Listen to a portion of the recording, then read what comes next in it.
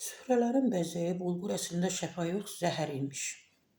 Biz çalışırıq ki, həftədə heç olsa bir-iki dəfə də olsa bulqurdan istifadə edək, yanına kotlet edək, nə bilim digər ət məhsulları qoyaq, qızardılmış nələrsə, göyərtilərdən istifadə edirik, tərəvəzlərdən istifadə edirik və onu nuşanlıqla yeyirik. Və deyirlər ki, bizim düşündüyümüz qədər bulqur o qədər də xeyirli deyilmiş, yəni sağlamlığımıza zərərli tərəfləri daha çoxdur.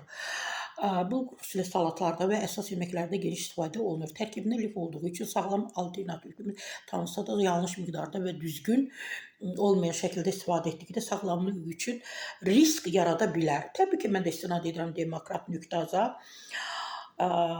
Demokrat.az-ın məlumatına görə hər nə qədər bulquru ağ düyü ilə müqayisədə daha aşağı glisemik indeksə malik olsa da, xüsusilə incə dənəli bulqur qan şəkərini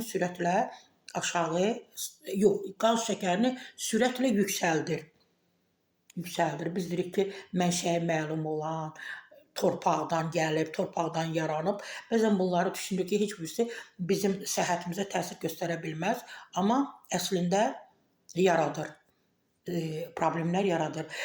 Yayda şirin içkilər, meyvə və desertlərlə birlikdə qəbul etdikdə qan şəkərində qəfil dalğalanmalar, halsızlıq və aclıq tutmaları yarada bilər.